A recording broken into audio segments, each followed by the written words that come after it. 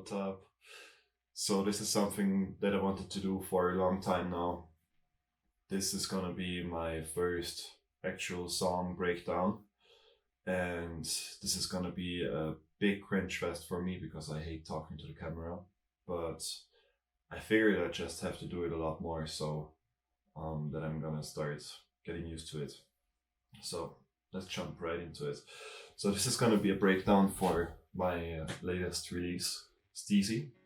I want to try to make this as short and also still understandable as possible.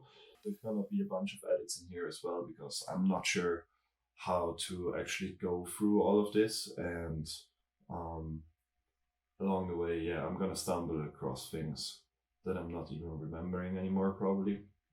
So yeah, don't wonder about any of the edits. So yeah, we have the audio from Ableton. We're getting the mic, my voice only from the camera audio, so I know, yeah, that could be better. But I'll figure that out for the next time.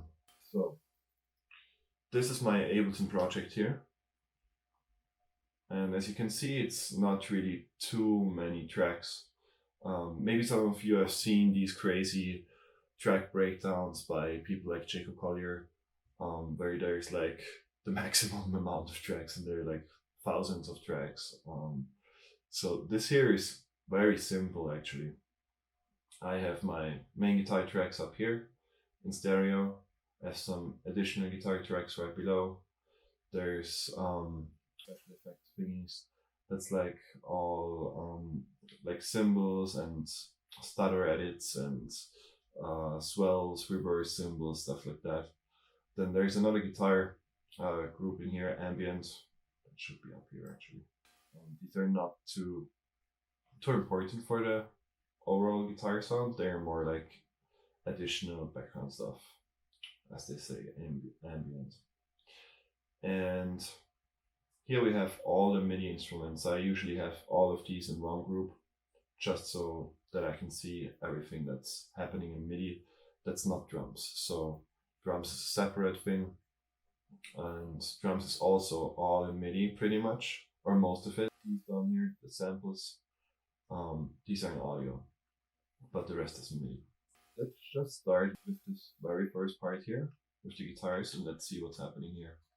So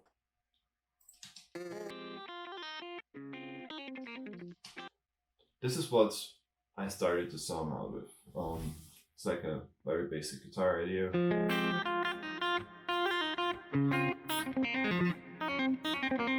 Something like that. We're not gonna go into detail about the whole guitar work.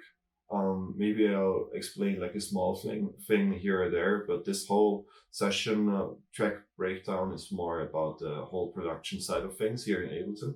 Guitar stuff, maybe I'm gonna do another video for that in the future, and I figured also it would make like more sense to do guitar breakdowns for the songs when the actual release of the album is happening, because that's when my tab book is gonna be sent out to all of you who pre-ordered the vinyl bundle. Yeah, so not too much guitar stuff happening today. But yeah, so let's say we have this thing recorded here, right? I will usually just pan this to the left, and then, as you see here, it's panned to the left here. And then the second one, it's the same idea, but an octave higher. So I will go ahead and like, and find this thing just an octave higher. Something like that. And I usually don't even learn the second track how to play it. When the whole thing is finished, when the whole track is finished, I will have to go ahead and learn one of the tracks. Usually it's the lower one, so the left one. I usually have the lower octave on the left side and the high octave on the right side. And the lower octave is usually what I learn to play after it's all produced. Yeah, it's really tough learning stuff after it's done, because you will see in this process, I will really go about producing the songs, and then after that, I will only learn how to play it, because during production, I really only like play this short little thing here, and then it's stopped and I hit record again, and I record this little thing and then this little thing. So it takes me forever to write a part like this, and then to play it is a whole nother story. So yeah, a bunch of people ask how I go about writing. So that's like the basic gist of it. So I will just pile up ideas like till there's like one part, like one chorus or verse part or whatever, and then after this whole thing is produced, I will learn it. So let's listen to the both to the two guitar tracks in stereo for this section here.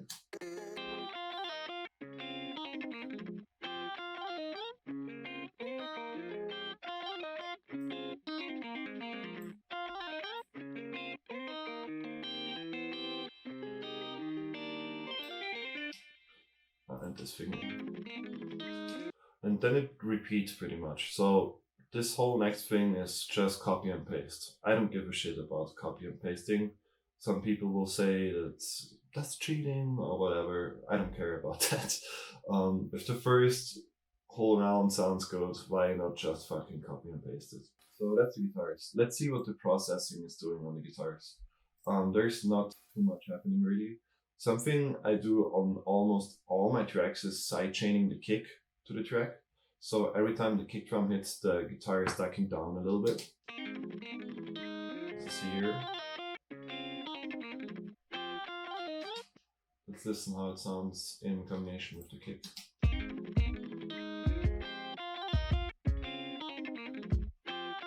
It's pretty subtle, but it makes a difference when you have it on a bunch of tracks and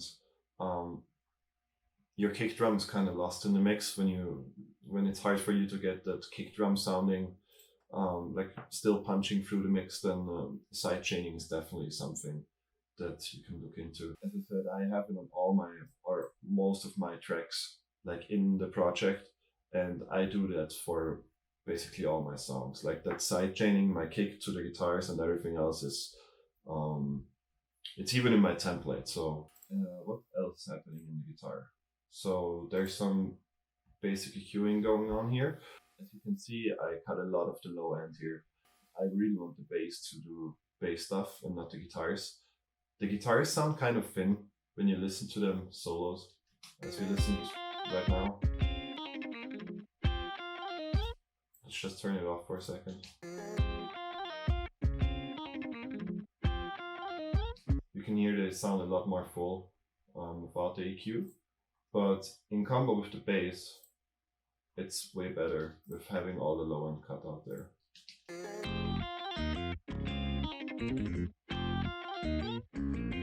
It's just basic mixing cleanup stuff. Oh, also just one more note right here.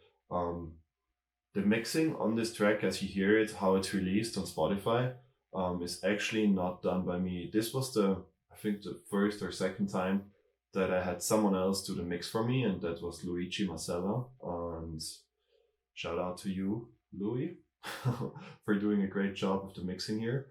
In the past, I did all my mixing myself, and on this album, there's also going to be a bunch of tracks where I did the mixing myself.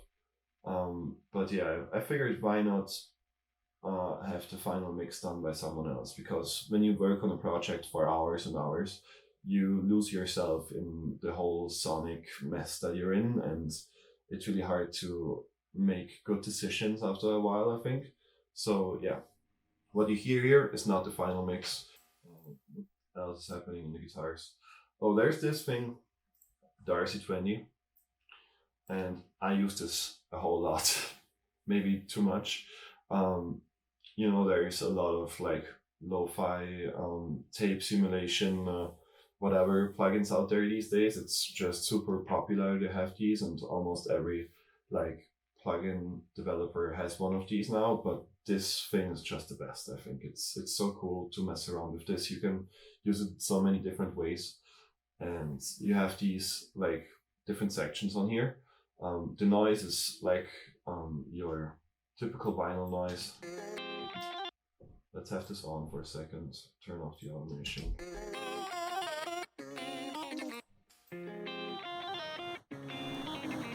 So here, it's actually an 8-bit noise here.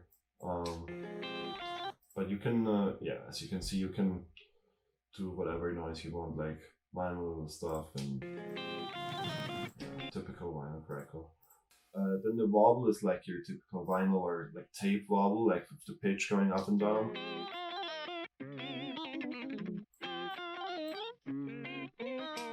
Then the distortion thing is really fun as well. You can use it on bass, for example, or on your kick drum for like saturation. It sounds really good. The digital thing is like a bit crusher. Space is just a cool reverb. And the magnetic is, I think it's like, if you have tape that's kind of destroyed, you will have these weird like dropouts.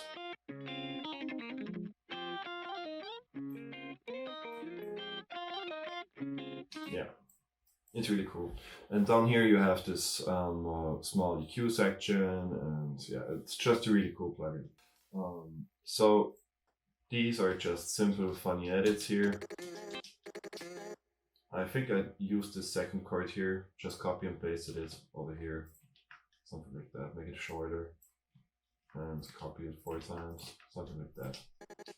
Yeah, I have small edits like this way too much in my songs. But yeah, I like it.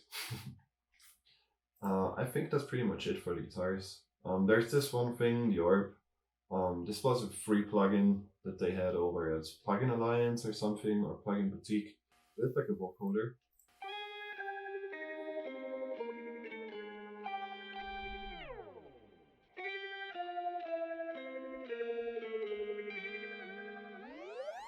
Yeah, there's also some pitch shifting happening, but we can look at that later. So yeah, that's pretty much it for the guitars. Let's break down this whole first section here for every instrument, and then let's look at the rest of the track. Here we have the special effects thingies. Nothing special going on, just some reverb stuff on the cymbal here. Reverse cymbal. Very basic stuff.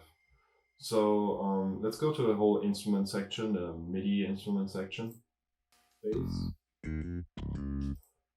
This was the first track that I used Grove Bass for, I think. And Grove Bass is awesome. Let's look at it for a second. So this is Grove Bass. The bass is sampled by Simon Grove from Pliny. I think it's his actual bass. And it's awesome. Like you have a bunch of different sounds in here, like distortion as well. Yeah. I usually go with the clean, thick and dark setting. And just very basic, clean sound bass. I like it. I like it a lot.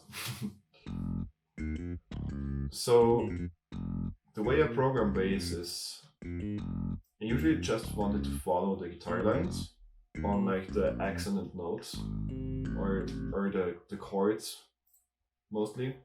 Like for this first thing, the bass wouldn't play the, but it would play the bigger, more accented notes, if that makes sense. Let's listen in combination with the guitars.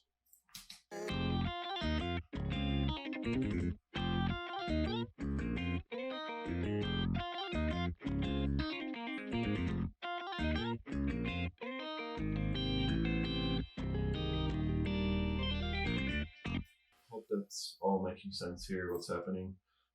It's really nothing fancy. I think also all these notes are on the same velocity and stuff, pretty much, except these higher ones here.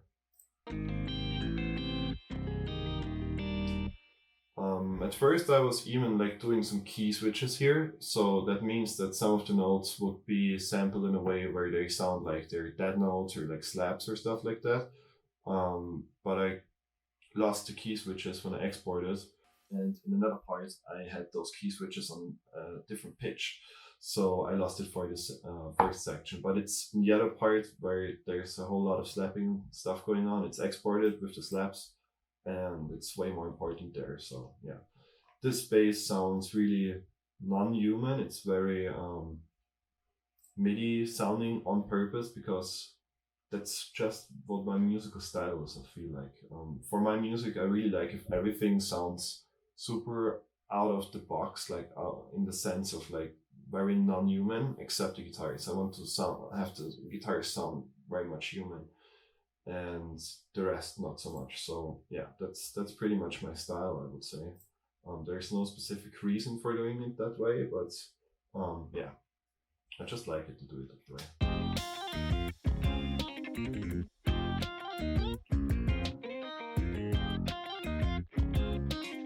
So in addition here, on the chords I have some piano going on.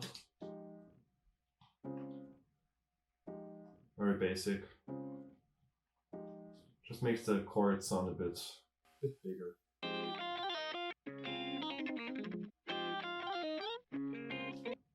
It's not a huge difference, but you can definitely hear it. And this is Imagiro piano, which is really nice too. I think it's like 20 bucks or something. There is even a new version now with a whole lot more stuff to like change and mess around with. But yeah, I like the simplicity of it and how smooth it sounds. It's like really nice too for if you would be making like lo-fi stuff.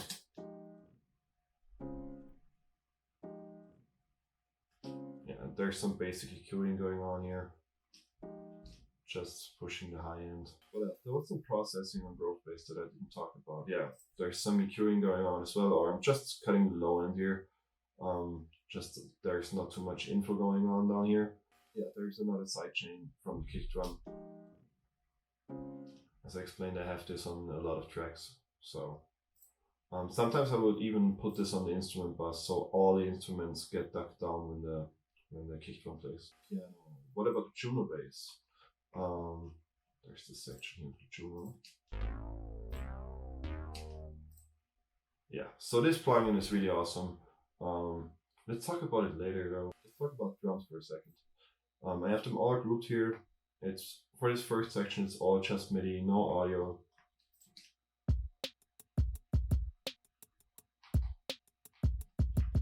Very basic.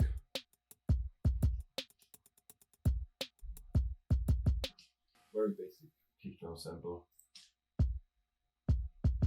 There's some RC20 on there as well, with distortion and bit crushing going on. Let's listen to it without it. There's also some EQing in there, I guess. Yeah. And the EQ is doing some stuff as well. Yeah, some low end boost and cutting the high end a little bit. Let's hear it without processing. So that's way too much high end for me, so these two on gives it more low ends, less of all of that high end information that I don't like. And the kick drum, for like what it's actually playing, again, it's just accenting all of these notes that I have in the guitar. It's pretty much following the bass actually. Bass and kick drum are to be seen as one instrument, I would say. The way they interplay is like so important. Listen to the instrument bus and the drum bus. Just the kick and the instrument bus.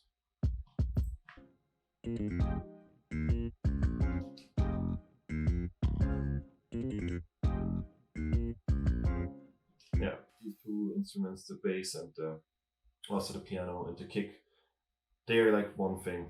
And yeah, that's super important for me. They are also super on the grid.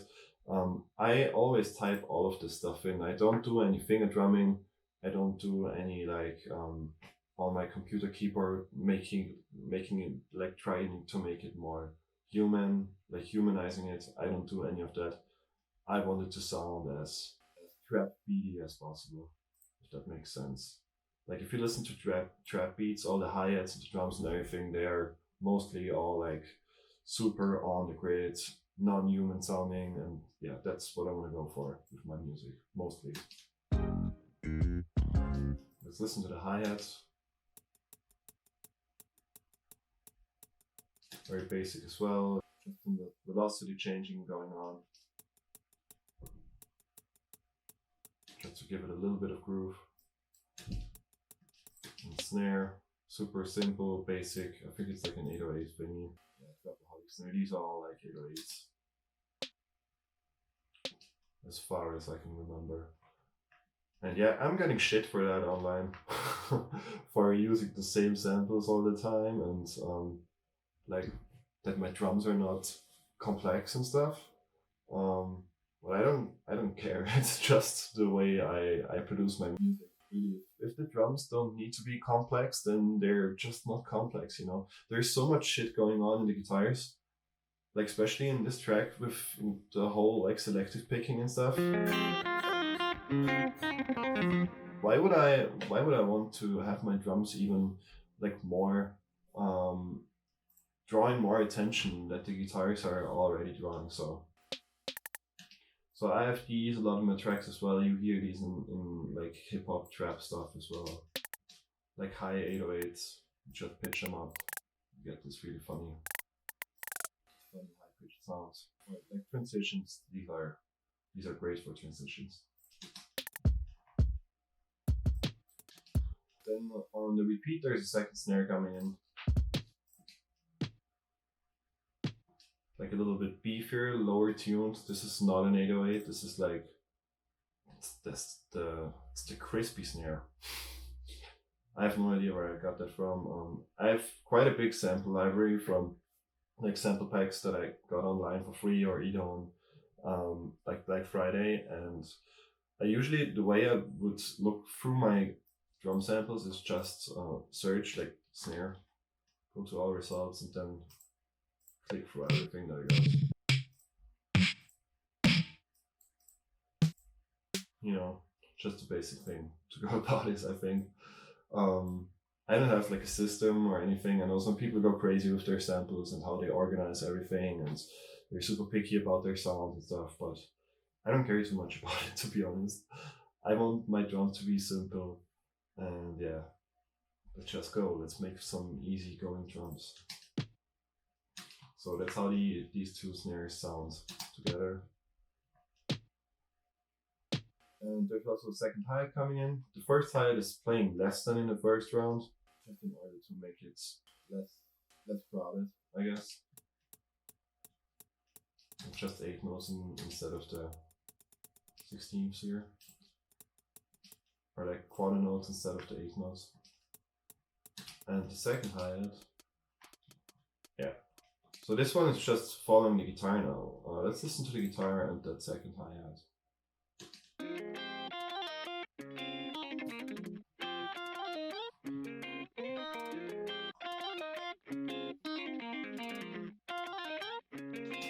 That's something I usually do when I have a repeat of a part and I want to give it a little bit more like forward, like a little bit more not tension, but like to make it a little bit bigger sounding, everything, like to give it more groove and stuff. On the repeat, I do a hi-hat that's following the guitar lines. So let's just listen to the first part and the second part again, and let's compare the hi-hats. So very basic, just keeping the groove here, and then here on the repeat.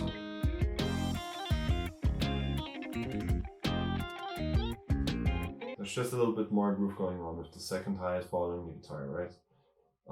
So yeah, it's building, right? The second part is building on top of the first one. That's the idea here. And one more thing that's going on here is the ambient guitars, I think. So that's something I started doing recently with my tracks as well. Doing these whole ambient things. There's a whole lot of reverb on there. I think that's from Valhalla, yeah. So here, these are my synths, and I'm sending this down here to Valhalla. And if you don't have this, you should definitely just go to this website, valhalladsb.com, and download this, because this is for free, and it's a really nice, really superb sounding reverb / delay plugin. It's so good. I have it on all my, I have it in my template even. I use it on all my tracks. And as you can see, I have another instance of my sidechain kick here. So every time the kick drum hits, the delay from the ambient track is going down as well. Very subtle, but it makes a difference all in all. Okay, let's talk about the Juno plugin that I have. So this thing recommended to me by Bobbing. Shout out to Bobbing. He's awesome. This music is so fucking good, man. And yeah, I did a little video session with him where he showed me like his whole track breakdown thing, where like how he works and stuff, which was super inspiring. And he recommended this plugin to me. I think it's like 15 or 20 bucks, which is insane. Insanely cheap for such a nice emulation of this of the Roland Juno 60. So I think it's the Juno 60. And yeah, there's some really cool sounds in there, and I use it a lot on my tracks these days. If you want like an old sounding, like an old retro synth for whatever, like synthwave or lo-fi, you call it, then get this thing. It's absolutely amazing. Yeah, you come over to piano. Just sounds so nice and warm.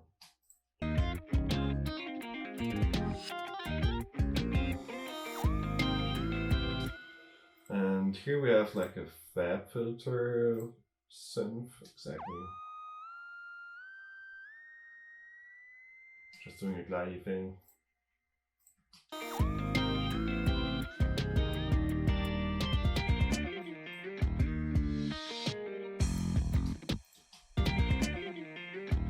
There's an extra snare in here in my samples thing. I sometimes like to have a bunch of audio tracks in my drum group as well, just so I can like chop around samples or like quickly pull in an audio sample instead of having to create a whole nother MIDI thing. And the way you can manipulate audio and edit it in Ableton is really nice. So yeah, I'm trying to do both these days. Actually, I'm even trying to get more into only using audio because I feel like it gives you a lot more freedom than working just with MIDI. Okay. So this whole second section of the song is basically the production behind it is the very same as the whole main part that we heard at first.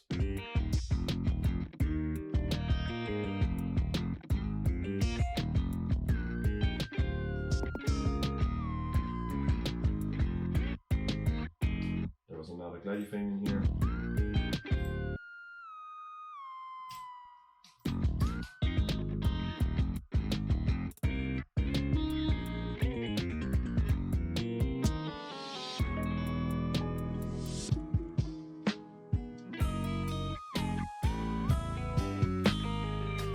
Alright, so I was getting a bunch of questions about this thing here.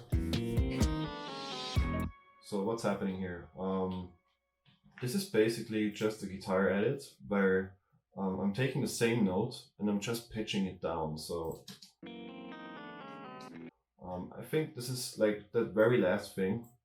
Just copy and paste it 4 times or 3 times, and then I just pitched it down. So let's see here.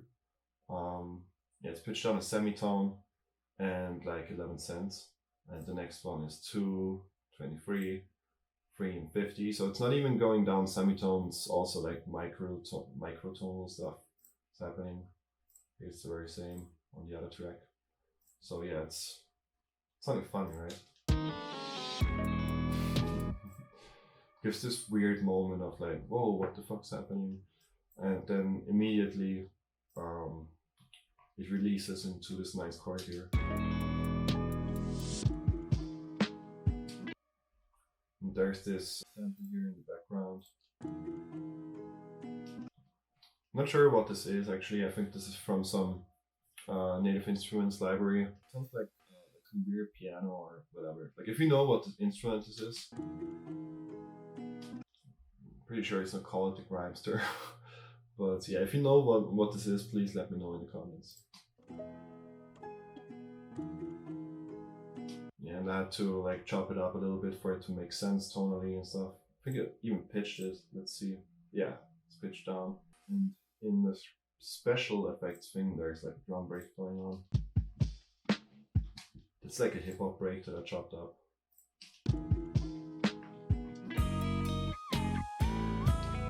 Some rides happening down here in the samples tracks. Oh, perks, perk L and perk R. Just for some ambience. And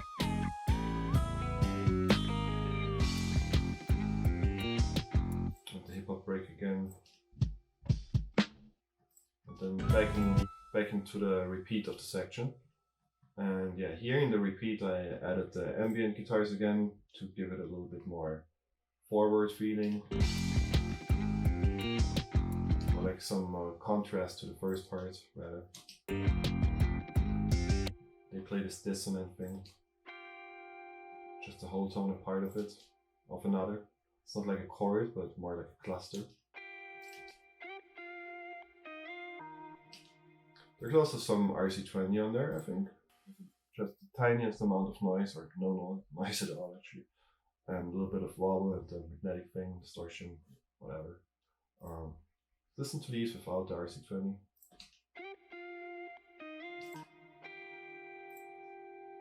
It sounds a lot more clean without it, but with it, gives it that lo-fi mojo, right?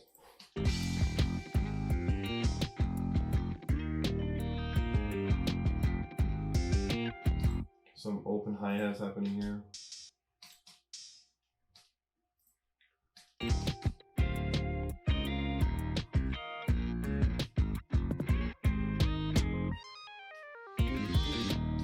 So there's another instance of the juno for this small little lead section.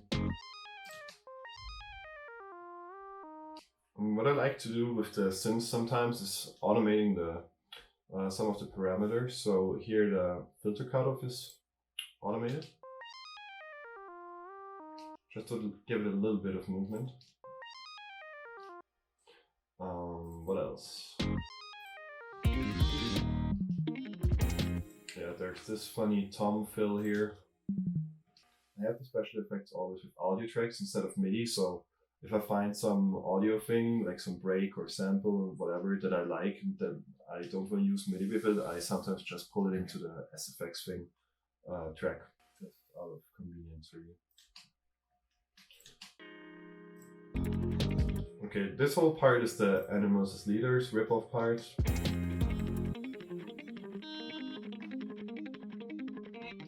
Just some selective picking going on in the guitars.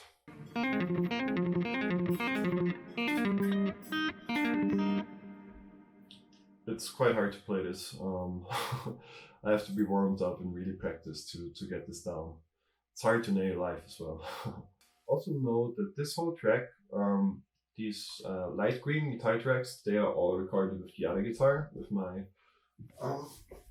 the light blue headless guitar. But towards the end of the track, I use this guitar a lot more. That's in the other guitar group here. But we'll come to that. There's some basic piano chords going on in the Animals Leader section. Just following the chords that I play with the guitar.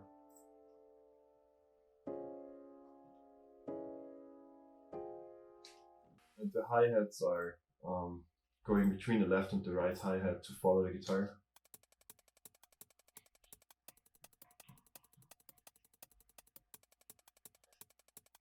Just to give it some texture. But very basic, as everything. Just a little break right here. This one instance here of this one chord. Just the guitar playing and the rest coming back in again. With the small build up here with the reversed cymbal or hi-hat, whatever it is. And then with the crash.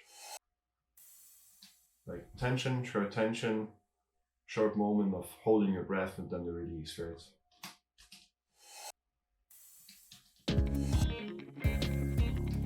Music is a lot about tension and release. That's something I learned from Gene Pritzker. Shout out to Gene. Gene is awesome. He writes a lot of music for like orchestral stuff and like classical instruments, and he's just a great guy. He did some of the soundtrack for Cloud Atlas, the movie. He's also a great conductor, and yeah, I learned a lot of stuff from him when I did a arrangement compositional masterclass with him. So yeah, Gene is awesome. We have another funny tom break in here.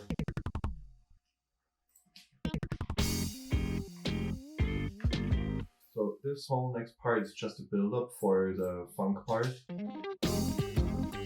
I call it the funk part because the bass plays some funky stuff. Guitars are just playing some shell chords. Thirds apart, I think, not even octaves. Exactly, so sometimes I do thirds instead of octaves, whichever fits better. I think the whole animated theater section is actually just unison. Yeah, so left and right are the same. Not copy pasted because that way you would lose the stereo effect, but I guess most of you will know about that. So this section here, I recorded everything here with this guitar, and these are like sweeps. These are hard as fuck to play for me. It took me forever to record them properly. I can't even play it now. But yeah, I did my best for the recording here.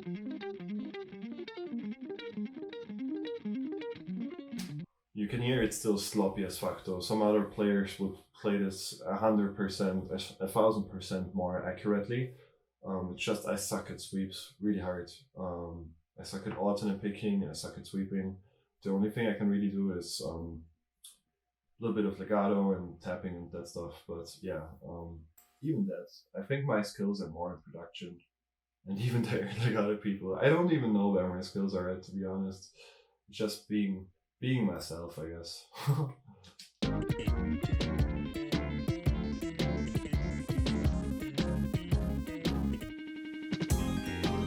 So we have this echo thing happening here. Just kind of funny here in the guitars. And by automating this and this going up, it also will go up in pitch. So that's where this is coming from. And yeah, there's some cool stuff happening in the bass here, with slapping and stuff.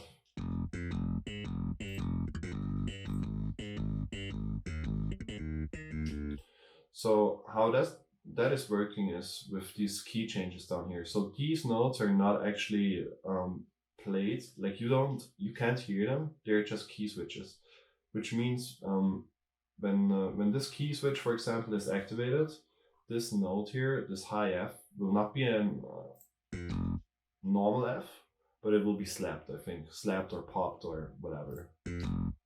So let's hear it without the key switch. You heard the difference? With the slap. Just gives it more high end and yeah, sounds like a slap. And yeah, some of these are ghost notes, I think, here. Yeah, there's like 2 ghost notes or something, like a ghost slap and a ghost pop and another pop in there, I think.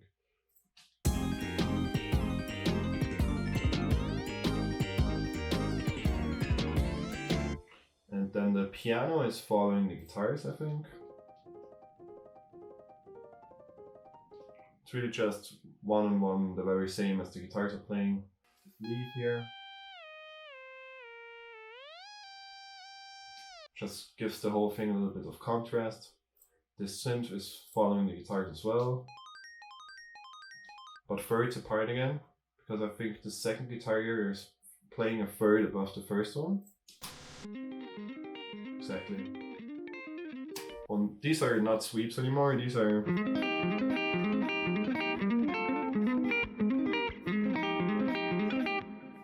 like hybrid picked arpeggios. And the second guitar is just playing a third above it. Something like that.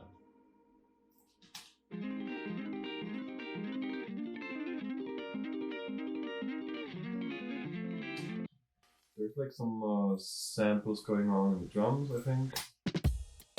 Yeah.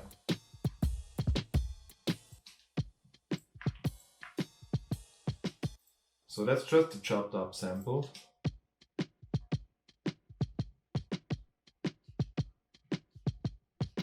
Very basic as well. Like I make it work for one bar, then just copy and paste it over.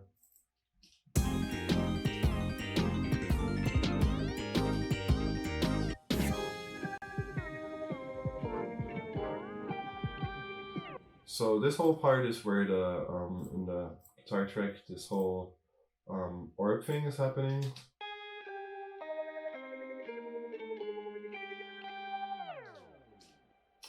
The vocoder, just to make it sound a little bit more interesting.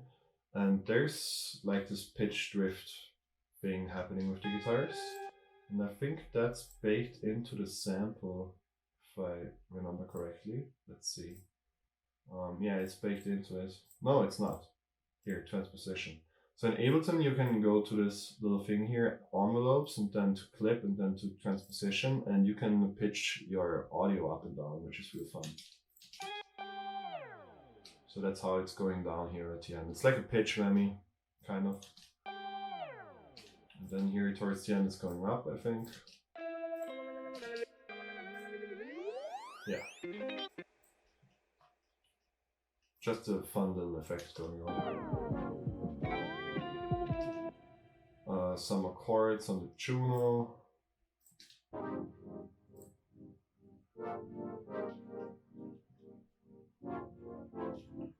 And with the drums there's some effect on there as well. I think it's RC20, yeah.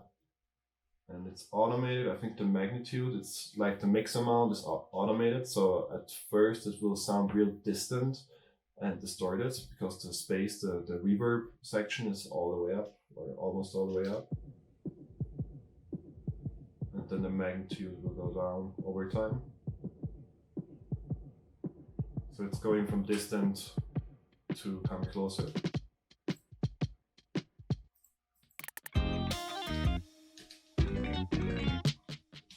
There's just a sample in here, a snare sample with some delay on it. That's the Fat Filter Timeless, just a really cool delay plugin. And this whole part is just a repeat of the very first like intro main part section. But additionally it has this ambient thing happening, which we had on the repeat at the start, I think, as well, exactly. But this time it's followed by some synth, the synth short. I think that's the juno again, yeah. Yeah, it's like a step.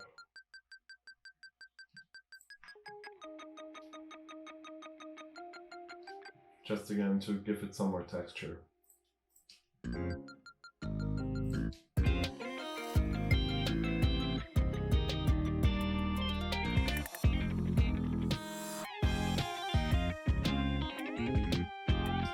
So what's happening with the drums here? It's like a modulation. So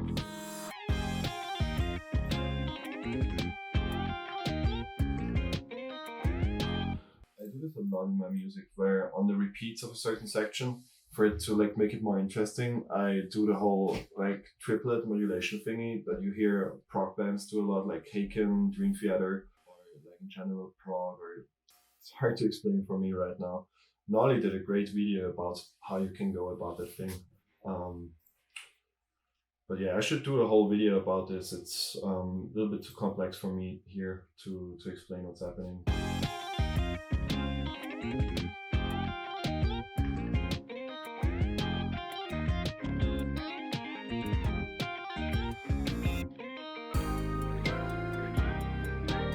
And here it's going back to the old time, the old backbeat.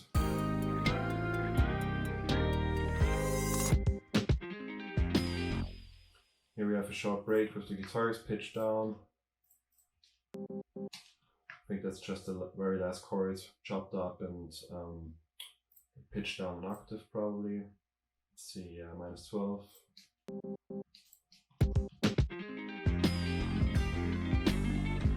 So this whole section is pretty much just a repeat of the funky part, but less funky this time.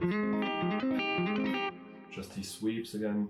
Well, not sweeps, it says right here sweeps, but it's like this hybrid picking arpeggio thingy.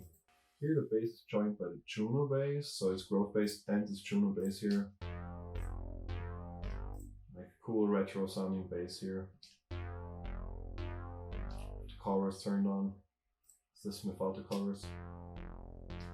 Chorus just makes it sound more wide. And the drums are a little bit different here as well.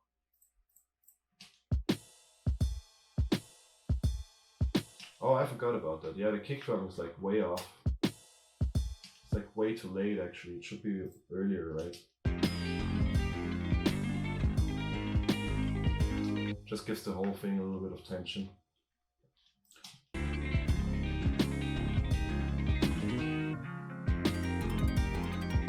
The synths and the piano just starts accompanying the guitar again here.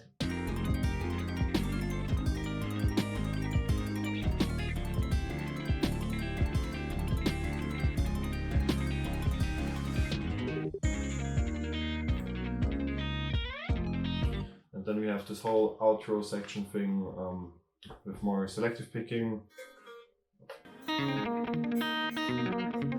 Something like that.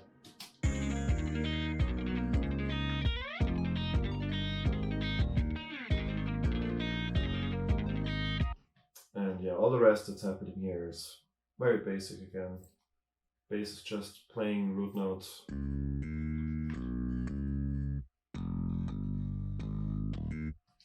Piano is following the chords as well.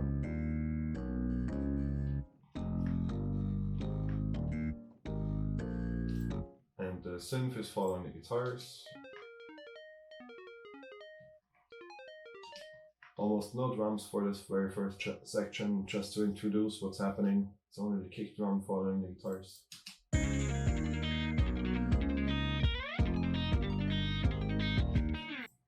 Then the beat comes in on the repeat.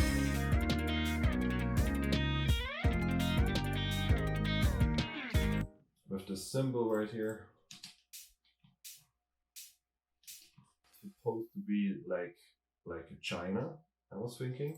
I know it doesn't sound like a china at all, but that's what I had in mind when I put that sample in here. I wanted to have that effect of how a drummer would use a china sometimes on some heavier beats, just to accent it, or like a open hi-hat or something like that.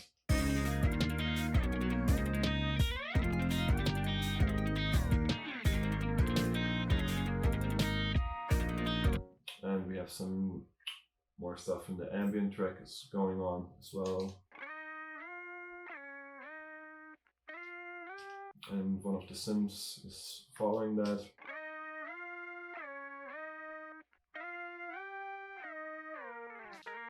Just to give the whole thing some more texture again.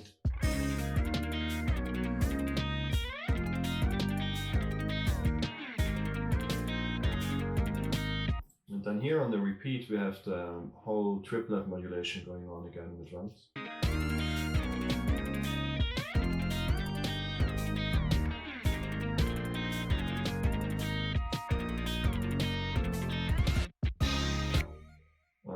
And also this thing, the 808 Mafia siren from Kill Bill, which is guaranteed to make your beat sound 10,000% more fire. I have that in a lot of my tracks as well.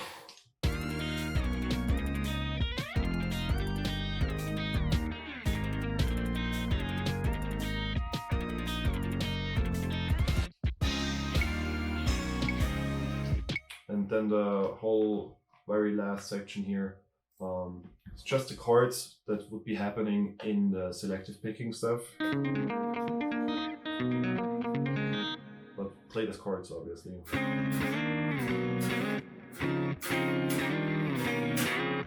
I'm just moving that around.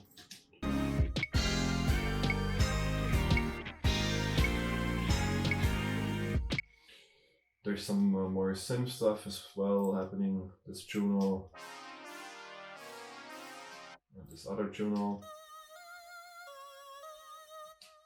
and this one as well, and one more.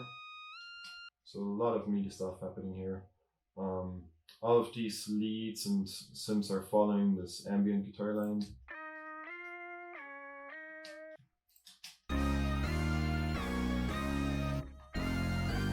Just to make it sound big, there's so many different synths in here to give it like a whole climax at the end of the song.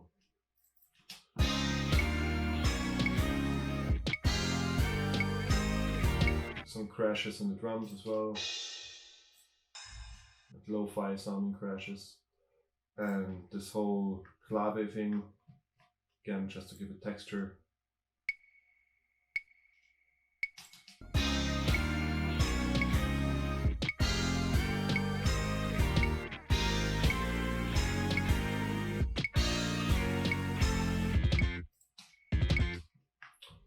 There's some more slaps going on in the bass at the very end. Yeah, so that's pretty much it, I would say. What else? Did I forget something? There's some processing in the drum bus. Let's see, I think knock is on there. No, it's not. I have this one plugin for drums called knock, which is really nice. Let's see. It's here. I would use it on a lot of tracks these days, but I kind of forgot it on this track.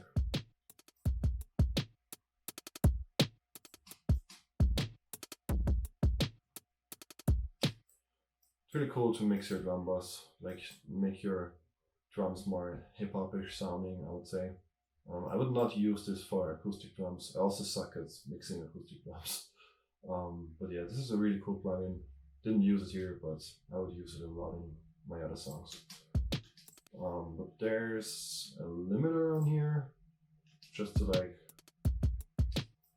get rid of some of the spikes, certain parts, yeah. Just to level out everything a little bit. And yeah, what else was in there? Some EQ, boosting this low end thingy here and a little bit more high end. Let's turn it off for a second.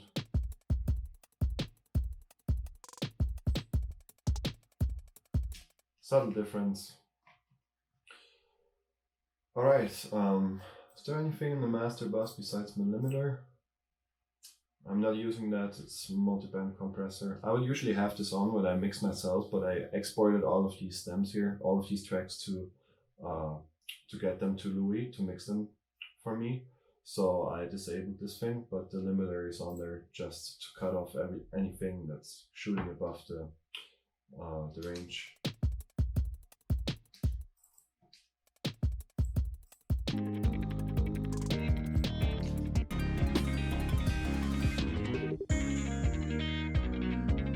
Yeah, but it's just there for safety. It's not even doing anything in this song because everything is like the volume is pretty low on all these tracks.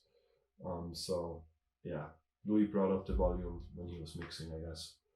Alright, guys, let me know if there's anything that you want to know about this whole production process of mine. I'm gonna try to do some more of these in the future, and yeah, hope to see you guys around. There's some more stuff happening before the album release. There's 2 more singles coming very soon. One featuring Charlie Robbins, which is really, like, I'm really stoked about that one. And there's one more short single with just me that I also mixed myself, a very short song, like 2.5 minute song, I think, dropping just 2 weeks before the album. And yeah, after the album, probably I'm gonna do a bunch more of these breakdowns.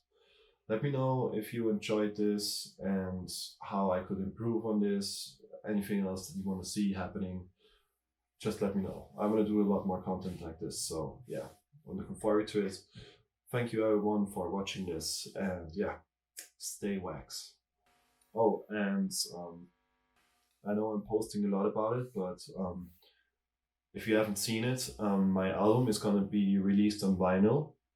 It's the first time me releasing anything on vinyl, and I'm really stoked about doing that. because vinyl is awesome. I'm not gonna do the CDs anymore because CDs are kind of dead at this point. But yeah, if you want to get your hands on a vinyl, there's a whole pre-order thing happening. You can find the link on all my YouTube videos, probably below this video in the description. You can find a link.